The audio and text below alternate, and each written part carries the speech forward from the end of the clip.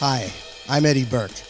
I've been the bartender at the Hollywood Improv for 40 years, and this is my podcast, Eddie's Bar at the Improv. Hey guys, this is Eddie Burke. Welcome to another episode of Eddie's Bar at the Improv podcast with a very special guest tonight, Zoe Friedman. Tonight, actually it's today. Forget it, it's like I'm gone. Zoe Friedman, thanks Zoe for being here. Thanks Eddie for having me. Oh, it's a pleasure. You are now a grown-up, a executive producer. You're in the business. I am in the business. You're in the business. I couldn't get out. I'm going to blink twice. Get me out. Help. No. The first thing I really kind of want to ask you is, like, you've obviously been around since the beginning for the most part. The flight from New York to L.A., you know, like when Bud and your mother came out here and opened this, were you old enough to be aware of what was going on at that point? Yeah, I think I was definitely aware. I was 7, right? I mean, that's when I became aware of it. It's probably in the works long before that, but I think I was about 7 when we moved out here. And I remember us, moving with a plan to open the Improv. I knew that. And just thinking about parenting, now that I'm a parent, like the first place we moved to was a rental in the Hollywood Hills that had 4 fish tanks, 2 German Shepherds, and a monkey.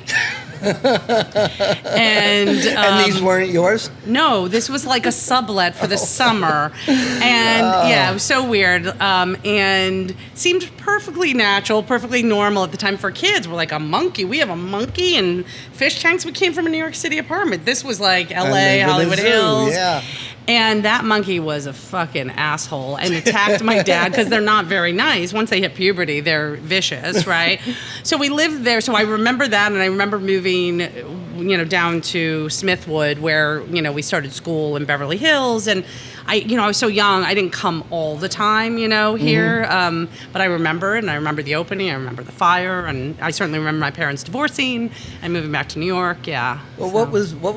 What was the New York club like back? Can you remember that? You were very young, but it was. That's the icon.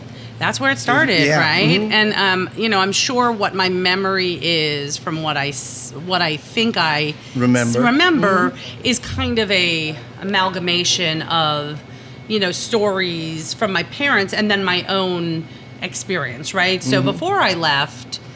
So before moving to LA when I was 7, I remember the Improv well because, they probably brought us in a lot during the day. They didn't have money for babysitters. And specifically what I remember is the children's cabaret. So my parents had shows at the Improv, I think it was 7 nights a week maybe at the time. But I think it was one Sunday a month they would do a show for Broadway kids, because the Improv started not as a stand-up club but as a place for Broadway folks to let down their hair and improvise and perform.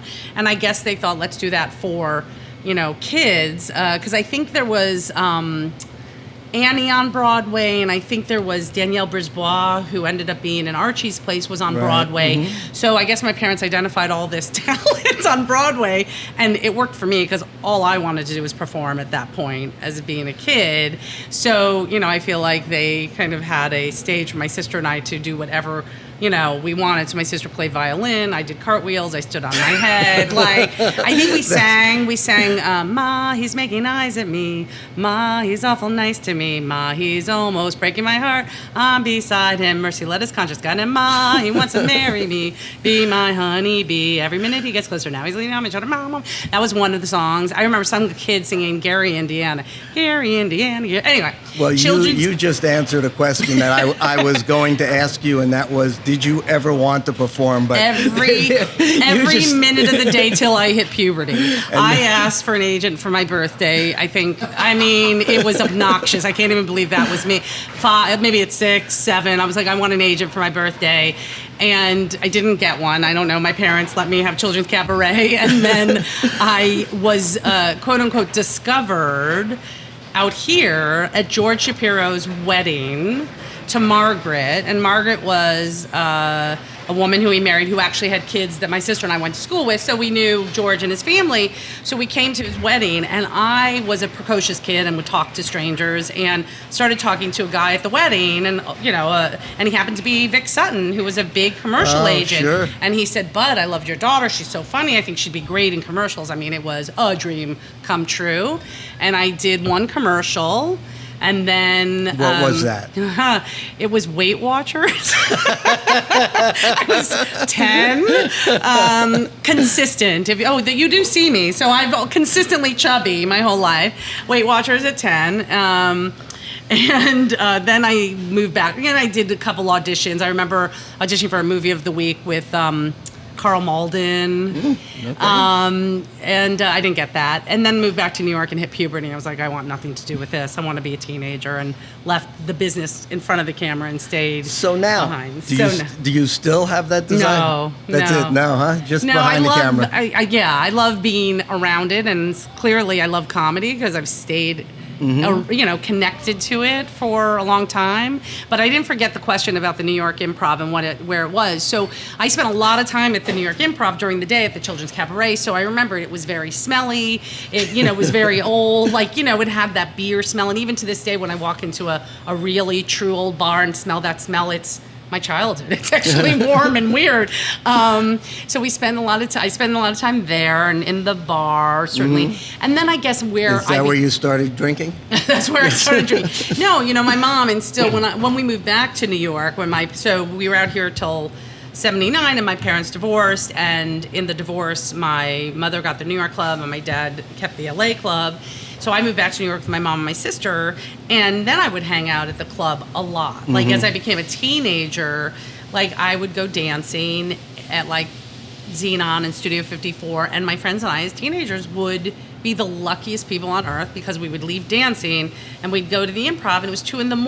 and we got to watch Mario Cantone and Alan Havey and whoever else, Robin Williams, and I mean it was pretty amazing that we got to do that. So you also got to go to Studio 54 in its heyday. I think it was a little at the end of the heyday, but enough that they thought 16-year-old cute girls were important to the business. The drinking age was 18, so it was creepy for sure. For sure.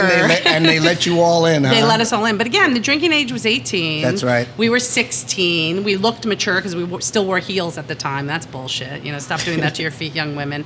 And then, we would go thereafter. That was so awesome that we got to laugh. And then, I worked every job at the New York Improv. I answered phones. Mm-hmm. I worked the door. I worked with my mom and managed in my 20s when I was kind of traveling. After college, I would travel in Europe. Then I'd come back and have a job, the best job on earth. Then I'd get to go travel again and then come back. Did you ever host the show?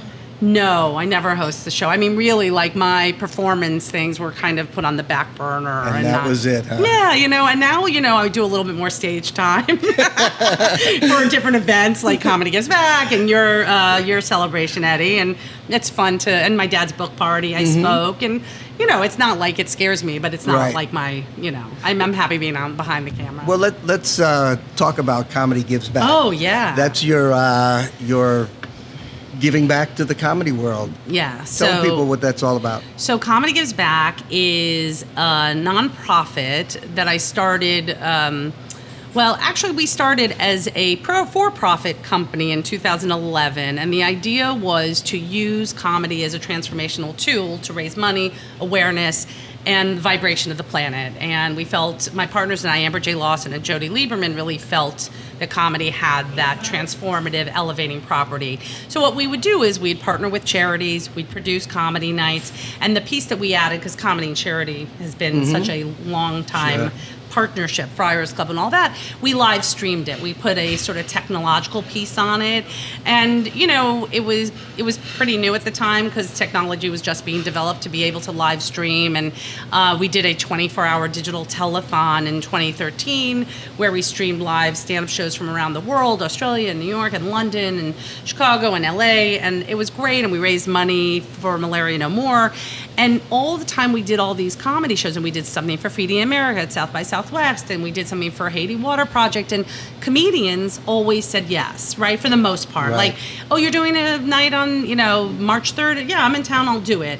Malaria, they're not going to get malaria. They're not going hungry, but they would still say yes. And it was Mo Mandel, a comedian who I was hanging out with in Montreal 2 years ago, and he joked to his friends who we were standing with, if you ever want to do a free comedy show, hang out with her, pointing to me. And I laughed, and I sort of realized there's so many other people raising money for malaria and for Haiti Water Project, and it's all very important, but nobody is raising money for comedians, and nobody's creating that safety net.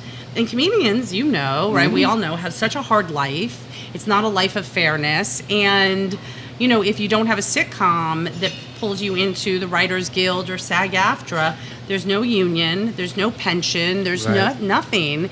And there's no shame in the game of being a road comic, bringing comedy to cruises or colleges or, Alaska. Like, they're as valuable and legitimate as the comedians who have made it on the shows, and they just aren't being helped, right? So when Mo made that comment, my partners and I sort of realized, like, that's what we need to be doing. And we made that pivot and became our own 501c3, so our own nonprofit, and our sole mission is to create a safety net for stand-up comedians in need. So what do you do for them? So what we do for them is we are setting up a sort of infrastructure that would allow comedians who say, comic B is on the road, my car broke down, I'm behind on my payments, I can't get my car fixed, and if I don't get my car fixed, I'm not going to be able to go on the road. They apply for a relief grant, and then we say yes or no, and if you're a 5-year working comedian and you've made, your living as a comedian for 4 or 5 years, you are eligible, and we will grant that money if it's chemical dependency, if it's access to mental health services. We will be the organization. That's right, every comic. That is, we will be able to create and resources for a comedian who, for whatever the need is. Hey, I have hospital bills. Hey, I'm sick. Whatever it is, right? Because they live, paycheck to paycheck, gig to gig. And. Have you had people take advantage of it yet, or are you set up yet for that? We are not set up yet. So we are. What we realized when we kind of created our vision is, this isn't a Google Doc. This has to be a confidential, encrypted, back end, right, which takes a little bit of time. So we are building that and raising more money. And in the meanwhile, what we have started, which we feel is kind of high touch, low cost, right, while we put all our money into building this back end, is at comedy festivals, say, we are going to be implementing, starting with Moon Tower Comedy Festival in April in Austin, Netflix Comedy Festival here in LA at the end of April. Just made the announcement on Monday that Comedy Gives Back is their official charity partner. That's great. And what we're doing for all the festivals is we're implementing a 12-step meeting, a safe harbor room, every day of the festival whenever there's comedians gathering. So each festival will be a different time, and place, but obviously it will be like 12 o'clock at the Roosevelt Hotel.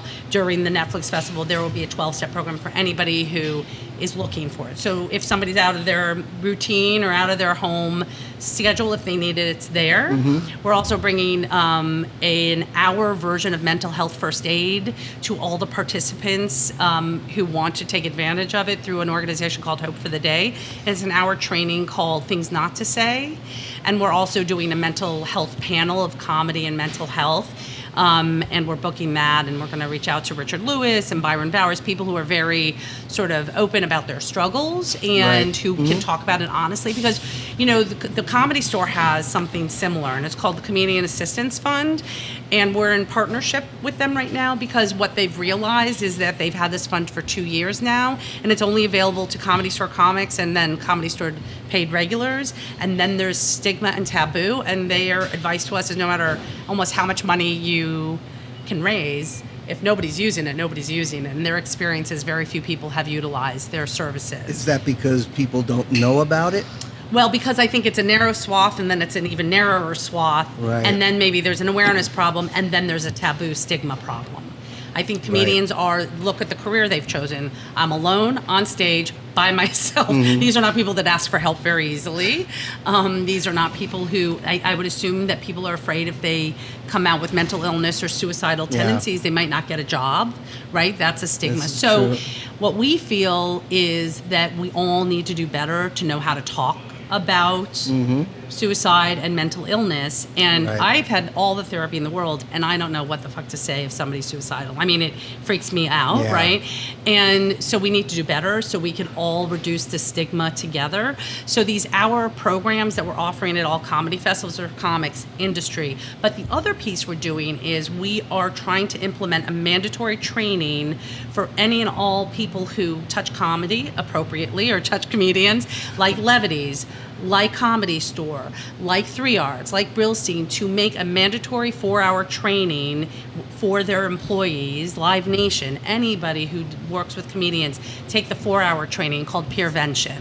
And if we all start knowing how to talk about it, I think we will be able to diminish that stigma and do better and hopefully get to more people. You know, it's interesting, we have these town hall meetings because we're like, well, the Comedy Store is telling us that people aren't using it. So maybe we think we know what they need, right? So let's ask directly, right? So we had this open kind of round table for comedians in New York, and we did it here at the Improv on February 10th out here in LA. And, you know, it was not what I expected. Chemical dependency and mental illness was not top of the priority for the people who showed up.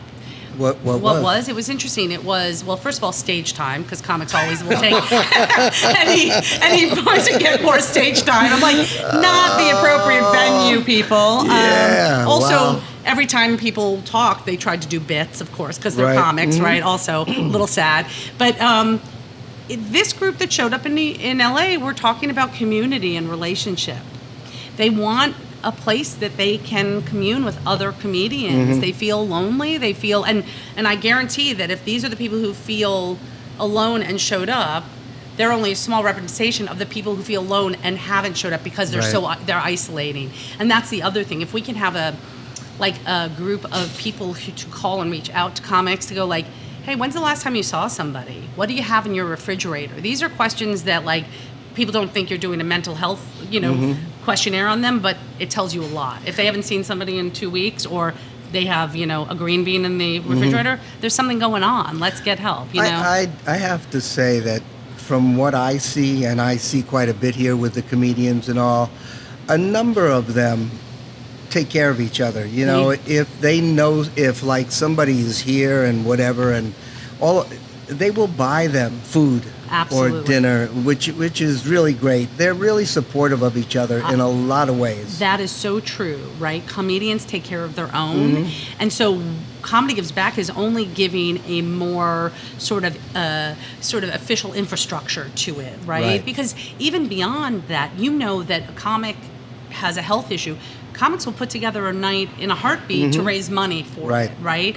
They're always doing it. And I remember when I worked at the David Letterman show, Dave had me book his buddies, the George Millers, Jeff Altmans, John Witherspoon, twice a year, principals for SAG-AFTRA. Then they're I think eligible for their insurance. Like that was no mistake. It wasn't once, it wasn't 3, it was twice minimum. Which was pretty easy, except for Jeff Altman. No, cut that out. He was a dick. But unfortunately, George and John both dead. Yeah.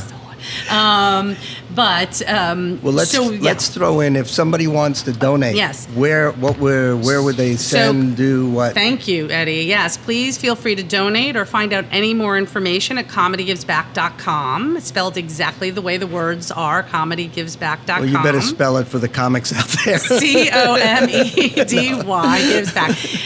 You can donate there. You can find out more about our services. Stay updated on what we're going to do, because what we're trying to figure out now, as we build our back end, besides these sort of festival pieces, right? And we're also, going to do another mental health first aid here in LA on May 9th. That maybe we can invite the community to take it if they want. There's so many different ways you can support if you can't write a check, right? A comedy club, if you want to do a night of comedy and give the proceeds to Comedy Gives Back, we can do that. We got a call from a comic in Brooklyn who's like, I'm compiling a haiku book with haikus written by stand-ups, and I want to give all the proceeds to Comedy Gives Back, right? We don't know this person, but he heard about us and he wanted to do this. Avery Pearson, who is a very talented musical comedian, came to me last summer and said, I want to do a We Are the World type song for comedians. Right. You did that. And I said, do you know what I'm doing with Comedy Gives Back? I told him we created a song and a music video called Christmas Magic. You can find it spelled exactly the way it's spelled, not an Xmas, Christmas Magic.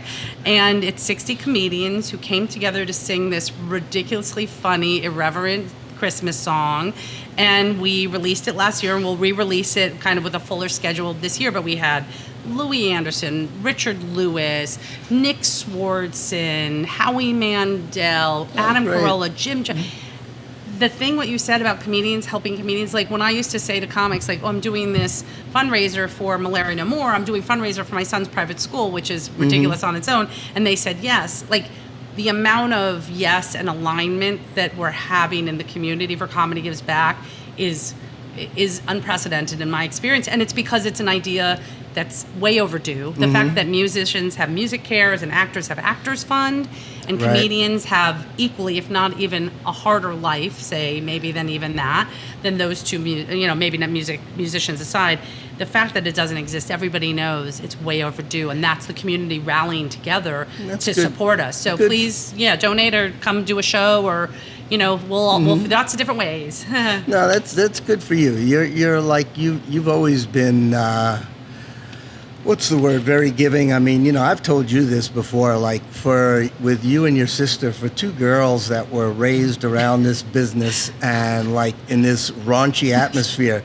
I mean, both of you have turned out so great as people. Thanks, that, it's to me, it just shocks me, because had it been me, boy, you probably couldn't stand. Not that you can stand me anyway, but you probably of course couldn't you can. stand That's why me. you're doing this podcast. Well, look at Pauly Shore. Sorry, Paul. No, I'm kidding. I will say that my sister who's not in comedy but a health chef in Santa Cruz, we both have good heads on our shoulders. I would say that's a great reason, because my mother is, regardless of her success in New York for many, many years, she is a no-nonsense, no Midwestern person that knows right from wrong, and doesn't matter how famous you are. If you're wrong, you're wrong. She's the only one in your family that I've met her now once or twice. Yeah, she loves you. Yeah, but I never knew her. Yeah. She wasn't around. No, she left just as I started. Yeah. They had done their split.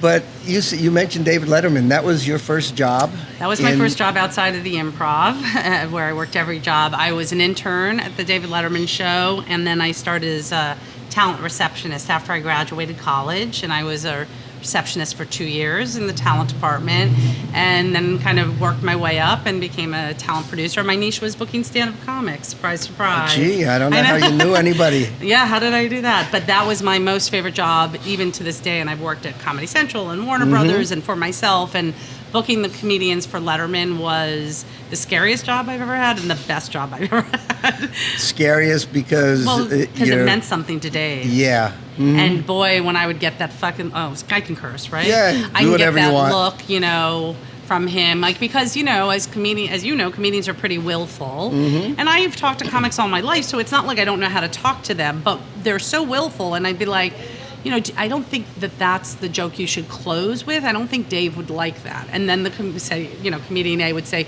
but it kills. I have to close with it. And I was like, but yes, it kills, but don't you want to be asked back, right? And it's Dave's show, and I don't know your act as well, but I do know what Dave likes, and I always tried to be very delicate to talk to that ego of a comedian. And often they might win, or I wouldn't hold my ground. And then when I would get the look from Dave, like, I'd be like, oh, why didn't I hold my ground, Yeah. I had like an amazing Jonathan story where he was on the show, and his final magic trick was sticking a scissor in his assistant's eye And David loved that, right? Right? And I was like, God, Jonathan, that seems really like harsh, and it seems even slightly misogynistic. I forget sort of the wording around it, but he's like sort of that gruff personality, And I didn't like it, and he fought me on it. And I guess I didn't stand my ground or trust my gut, and I let him do it. And it was one of two times, I think, that we had to reshoot something. One was Salt and Pepper, when she had a wardrobe malfunction. Long before that was, live on, Janet Jackson. On this, we retaped the end because her thing came down. And Amazing Jonathan. And it was all because of me. And I felt so, like, when I would get that look from Dave, it was just horrifying. Did he ever say anything to you? Yeah. I mean, obviously, they had to re-record, and the producer, Robin, is like, why did you not come to me and talk to me about this, right? Like, and I knew it in my gut, right? Right. So I should have. But, I had some, successes there, too. I'm sure you did. It's kind of funny. People don't realize, like, how everybody's job is on the line with every comic you book or whatever if they don't work. You booked, God, probably tons. Who else did you book there? I mean, who do you think you helped get started? Well, Jim Gaffigan. Okay. So Jim was the final night of a week we did called Network Debuts. So comedians who had not done television or national or broadcast television, because at that point Comedy Central was around and people were doing those premium blends and stuff. But for the most part, it was people who had not done anything, and it was he was my last comic. Brian Callen was kind of in the middle of the week. I'm trying to remember who else I had on. And Brian did well, not really Dave's cup of tea because he's big and physical, and I was worried. Like, I was worried that the week was going on and, nothing was really breaking through This too much. might be Zoe's last That's week, right, too. exactly. Looking for my next job. And then Gaffigan went on the Friday, and it was immediate. It was super exciting. It was immediate. They loved him so much, and they brought me and Jim's manager Maureen Tarrant up to Rob Burnett's office, and we sat there. I was like, "This is show business," and they made a deal with him. They made a development deal with him from that performance. So I feel like pretty involved in that. Very instrumental. Yeah. Mitch Hedberg, I gave him his network debut. Not that week, but at the show, and he was super successful. Fine for Dave. Dave loved him and brought him back many a times. Ray Romano had already been on the show, right. But I was a big part of bringing him back, and then they developed with him as well. Is there anybody, and you don't have to mention names, that like Dave would go, never again, period? And I'm sure there's got to be somebody. You don't have to mention names, but whatever.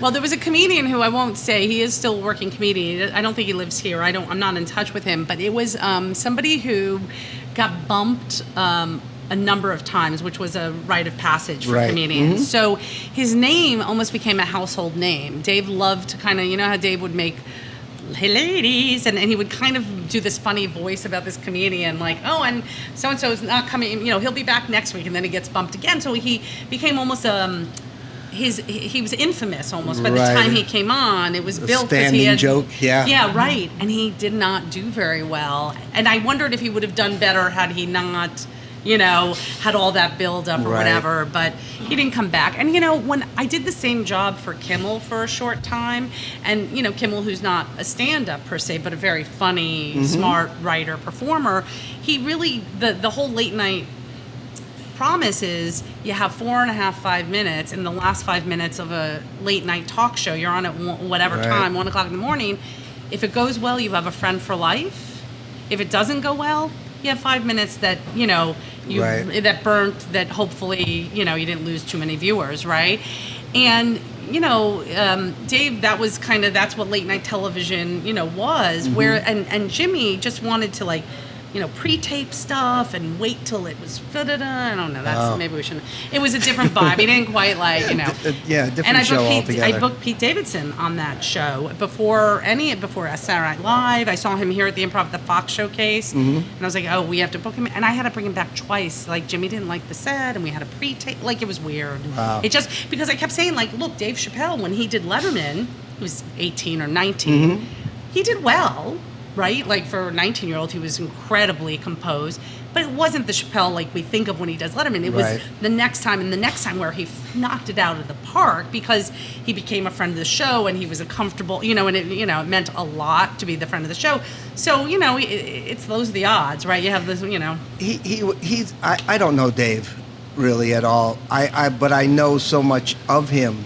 Not Letterman, I'm talking about Chappelle. There's Robert Lipton. Who did who was the host on Actors? James Lipton. James Lipton. I knew it was died. He just passed away. They had. I remember that. Right. They had a 500th episode of that he had done, and they wanted someone else to interview him, and he told his story on that show. He said he asked them who they were going to get or asking, and they said Dave Chappelle. And I'm thinking, Dave Chappelle? And he said, I could not think of anybody more perfect than Dave Chappelle. And I had no idea. I actually watched that episode, how intelligent this man is, Chappelle. Yeah. I mean, the things that went on, and this is why James Lipton wanted him. I guess they had become good friends, or what have you. He knew the depth and. Yeah, he actually blew me away. Not in his being funny, but in his intelligence. And I think his Chappelle show kind of illustrates, how smart it was, and probably with Neil as well, Neil Brennan, sharp as can be, right? Yeah. I told my son, he's 15, to start watching Chappelle. I think he'd really like that Does he want to do stand-up? No. Oh, God. He never wants to see comedy. It's almost like he's trying to hurt me or something. I was like, I got tickets to Jim Gaffigan. All his friends are like Gaga. And he's like, I don't know. I mean, it's really like, I take it to Gary Goldman. I thought he'd like that. Like, I don't know. Familiarity. That's right. Breeds contempt. That's right. Even if it's your own and it's your child. And he'll come back around. I mean, he likes comedy. Like, he loves Pete Davidson. What that is about. I mean, I love Pete too, but like, he's my hero, Mom. I'm like, he's a drug addict who's like a sappy. How old is he? Your son? My son or Pete Davidson? My son's 15. Oh, you got your hands full. Yeah. It's like. Yeah. Oh, Pete is young. I remember all that. You did an improv documentary. Yeah. 10 years ago? No, it was in 2013. It was to celebrate the 50th anniversary. So what is that, 7? Oh my God, that's a long time ago close, already. Yeah, you're 7, 10, not too far off. That is not. I was like, no way. That is close to 10. I always say 10 because I never remember anything. So but we do know it's 2013, which was the 50th anniversary of the improv. Yeah. What was that like? I mean, it was a dream I'm come sure true. you had everybody and his mother. Yeah. Or her mother do that. Yeah, it was an hour-long doc-style special we did for Epics, and I think there was a second window on Comedy Central, and there were, I think it's now made its rounds. I think it recently was back on maybe Hulu, but it's called The Improv 50 Years Behind the Brick Wall, and we told the history through talking heads of celebrity comedians. I mean, the interesting thing is, it was for a network, for Epics and Comedy Central, and they wanted stars, of course. And that was great, and a lot of people said yes, but you want to also do the Jack Knights. You also want to do the Danny Aiellos. You also want to do the people who have that connective tissue, right? And that obviously wasn't going to be that type of documentary, but I'm really proud of what we created. And yeah, everybody said yes. So it was the best summer of my life. I got to interview, although I was off camera, I produced it and I interviewed Jay Leno, Jimmy Fallon, Bill Maher, Kathy Griffin, Jerry Seinfeld, Louis Black. It was magical. It was Larry David, Richard Lewis, separate and together. And boy, are they! If you're listening to this, I only want to do a show with Larry and Richard together on the couch with them. They are like the fun. I mean, they do it on Curb, you see it, but like Right. they're so fun. They were telling old stories about walking down 9th Avenue and the guy who sold fish with the boils on his face, and you made him go back and get another piece of fish, Larry, and so funny. So that was a dream come true. Yeah. Yeah, and people can still see that, right? People still, yeah, it's out there. Google it, and I think again it was on like Hulu the last time, but there might be another documentary to be made at some point. But that was kind of a great. Like Eddie's 40th anniversary. That's right. Party, yeah. Oh, Yeah. I love it. Yeah, behind the brick wall. Yeah, behind the bar, behind the wooden bar. Behind the wooden bar, right? He has legs. You've done that's your thing now, is producing. Yeah, so I'm an independent producer that is focused on Comedy Gives Back, because I mean, I have projects. I sold a project to Lionsgate. I'm out there kind of, hustling and selling. But the thing that continues to kind of take my heart and soul is Comedy Gives Back. It continues to show up in a big way and say, like, this is important, this is where. So I'm juggling a lot of things, and I left Warner Brothers in June, and it's a very worthy cause. I mean, I can't imagine the struggle bringing, as you said before, getting comics to admit they need help. Yeah. Or to come to you. That's got to. So comedians, if you need help, comedians give back. Comedy gives back. And actually, that was close. There is. I'm looking into my purse. So the Comedy Store that has this comedian assistance fund has opened up their social worker to the bigger community at large of comedians. So what I mean is... So not just store comics. Not just store comedians. The financial grants are only for the Comedy Store, but there is a phone number. I'm going to say it to everybody here. So if anybody needs help, like, hey, I have aging parents, how can I take care of them? Hey, I hurt myself and I can't work. Maybe I'm eligible for disability. There is a dedicated social worker available at the Motion Picture TV Fund, the MPTF, that's available to comedians. Tell them you came through Comedy Gives Back, and hopefully they'll call us and connect. And it's all confidential, so I want to make sure everybody knows it is treated with great confidentiality. 818-861-3939, 818-861-3939. This goes in every paid regular at the Comedy Store. It goes in their paycheck. So we're going to get those implemented here at Live. What we're looking at. And it talks about all the services. And we're getting all the clubs to hopefully do that as well. Right. And maybe have a different number. And I've been having a couple meetings with Peter Shore and Eric Anderson of the Comedy Store and the Motion Picture Fund to figure out how we can... it's not Put just it all about Comedy together, yeah. Store. It has to be for everyone. Mm-hmm. Comedians need the help. So well, anyway, I assume, and I hope you've talked to the improv people. We have. Levity's very good. They supported our fundraiser last year, and we're talking about. Here's the thing: like the conversation and what needs to happen is that again, the Comedy Store, the improv, Zanies, like. Is there like when you go to a restaurant here in LA and it says 3% is added to your bill to help, to pay for the health care of, your servers? Like, is there a baked-in fee? Is it coming out of? What a good idea! Yeah. Is it going to come out of the artist fee? Is it going to come out of Live Nation's fee? Like, we're having these conversations right now in a meaningful way because the Punchline comedy clubs, there's 4 of them. The Cobb's up in San Francisco, Sacramento, Philly. They give 50 cents per ticket to the Comedy Gives Back every ticket they sell. Wow, that's such a great idea. Right? I mean, that's how we build that endowment, and that's how we build our our comedian senior home, which is our ultimate goal, is have a place for comics and the community to have integrity as they get older and they can't work, That's an excellent idea. They tack on all these fees that don't mean anything. That's just another way to money grab. At least this fee means something and it goes to something. That's right. So we're figuring out where does that come? Is it added? But we are having those discussions with every major chain and even artists. Like, hey, what if a Chappelle or what if a Kevin Hart or a Bill Burr or a Sebastian Maniscalco, the people who are selling out, give 1% or give 50 cents on their 2020 tour? Yeah. Do you know how much that would mean to comedians in need? Oh my God! And it takes 1%, or it takes $1. Like, it means nothing.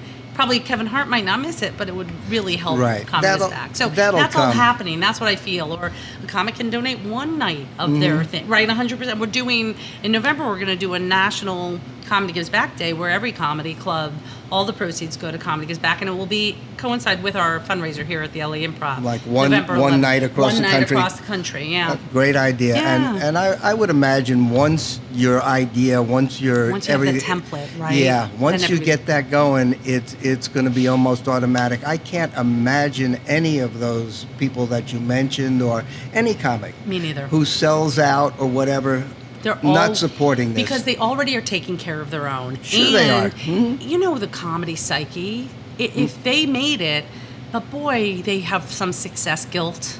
Yeah. You know what I'm saying? Yes. They don't feel deserving, and they know the wheel could have spun differently, and perhaps they wouldn't be the one that is doing so well. So in either guilt or paying it forward or however they, I think they will. I ran into Chappelle not too long ago, and I was able to tell him one of them. He's like, I will go do the night in San Francisco. I'll do that. And it's yes and. It's amazing alignment, because I think like you said, who's going to say no? Yeah. It's for their brethren, Right. It's for their people. It's for their people. Yeah. Getting back to other things. Yes. Who have your like I don't want to say like favorite comics been, but people like that you would go, out of your way to see, like if you came in here and you heard so and so was on, you'd go, I got to go in and watch it. Well, let's see. Well, I know you love every comic. They're all hilarious. And I do. I'm a big comedy fan. And if I'm here at the bar drinking, I'll make sure to go in and just laugh at something, because why not, right? Sure. So who do I like? Well, I love Neil Brennan. I do. I just find like him to be so sharp and fresh. I always come to Greg Fitzsimmons' St. Patrick's Day show. Greg is an underrated comedian who is so sharp and funny and perfectly angry, huh? I was thinking about that this morning. I was like, Fitzsimmons. His St. Patrick's Day show, totally, next week. That's right. So, it is next week. Yeah, next week, I know. So I love Greg. And Greg, I gave his network debut on Letterman, and after in the green room he cried because it meant so much. It was a privilege to be part of that. Who else do I love? I love Alan Havey. I love when Seinfeld came into that 80s when he was working on that was fun to see. Chappelle, of course. I'm sure who I love, who I just saw on the Tonight Show last night, was Taylor Tomlinson. Oh, she's that's funny. Great. Yeah. I saw her here at some fundraiser, I think for Stand Up with Comedy, which is another great 501c3, bringing stand-up curriculum to middle school, underserviced school. She's on her way. Yeah, she has a great Netflix special called Quarter Life Crisis.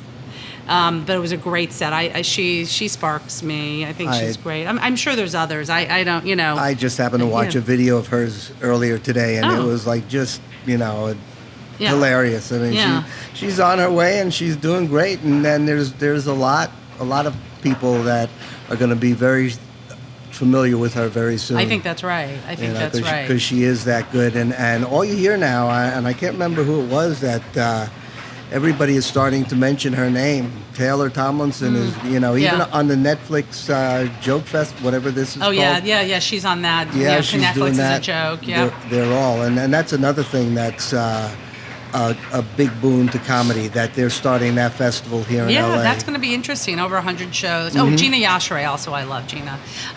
Who is that? Gina Yashere. Oh, yeah. She's on that show, Bob I say Yashir. Gina Yashir. That's why. Well, who knows, right? But I don't know. But yeah, she's on that show, Bob Hart's Abashola. And you could say it every which way. I don't know how you say it, but it's on CBS. But anyway, that Netflix festival will be interesting here. It's a big deal. Yeah. She play opposite Billy Gardell? She plays she's not the hard interest. She's not the hard. She's not the love. It's not Abashola. She's the friend. The other, and she's Hispanic, right? She's I think British or South African, African American, or not African, South African or British. Oh God, I sound ignorant. That Gibson, forgive me for sounding racist. My son's always like, that's so racist. I'm like, I'm not racist. I just don't know what word to use. That's the woman that plays opposite him, or the friend, not the love interest. Okay. But anyway, she's very funny, and I think she has a show at the Hollywood Bowl for the festival too, the LBGT. No, Billy Gardell too. Oh, Billy's so funny too. Yeah. I just love Billy. I'm Yeah. trying to get him to get in here. Oh yeah. He's what a nice person oh, too. yeah, I've known him forever and watched him grow. And he told me right before the other show, Mike and Molly. Oh, yeah. He said he was ready to. He Pack was it in. packing up and going Amazing, to yeah. moving to Florida or wherever he was going to Wow. move to, and he gets a call from Greg or Chuck Lorre. Laurie, Yeah. who had the rest Yeah. is history for I know, him, and amazing. good for him. And second show in, you know. Yep, and Yeah. good for him. Oh. That's great. Yeah. Well, that's the when- craziness of it, right? So perhaps if that sliding door moment, he would be calling Comedy Gives Back for help if he was in Florida. That's right. But he doesn't have to, which is why he'll probably give to help for the people who don't pack it in, you know, sure he right? will. Yeah. Getting a little personal, and you don't have to answer this if you don't want to, but when your mother and father separated, and did you feel like you were torn between two coasts now? You had now you were a New York improv young lady and an LA improv young lady, because I remember you and your sister wandering around here all the time. Pac-Man right here. That's right. Yeah. And you guys were just, it's like you didn't have a care in the world. You're just like, two young girls that doesn't matter what goes on. I'm here. I'm having a good time. Yeah, I think we were pretty. They did a good job, I think, allowing us to have a childhood. Like I would say that they did a good job keeping the activity at the club. Like, they didn't bring it home a lot. Right. I guess Jay Leno aside, who would sleep on our couch in New York, when he would drive down from Boston, and my dad was either managing him or trying to manage him, and would say, "Yeah, come stay at our house." And he would sleep on the couch naked because it was the 70s, and he probably didn't bring a bag, in his motorcycle. Slept with his motorcycle, yeah. That sounds like Jay. Yeah, so but my parents did a good job. I don't mind getting personal at all about that question. I think there was an incredible divide for me. I can't speak for my sister.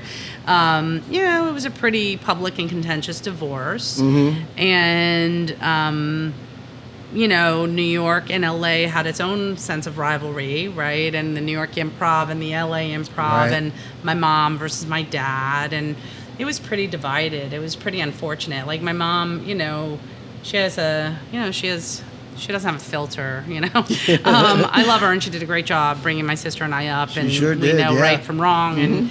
But she kind of, unfortunately, tainted an already tainted situation. And we'll probably get the she again no facts from filter her. silver. But I will say that again, I joke that I have lots of therapy, but I did, and which is my mom's thing. She's all pro therapy, but it's helped, and I got to move back out here, and I got to be here. I've been here 21 years now as an adult, and I've got to have a relationship with my father again, and realize whatever, he's a human being that is not perfect, but he's a good guy, and he was a good dad. And nobody's perfect. right? It Of course, doesn't happen, But I think we all look at our parents in a certain way, Yeah. and I was kind of tainted towards him and this whole and Sure. LA and the LA Improv, and it's I'm so happy that I made that choice to move out here, so it is more it's more integrated and cohesive. Do you find, and this is changing the subject a little bit, do you find that people, New York and LA, I get this all the time. Oh man, I hate LA, or I hate New York, or this or that. And I was born and raised in New York, and you were too. Me too, yeah. And it was like, I love them both. I don't find that rivalry. The rivalry now is in the minds of the people that talk to you.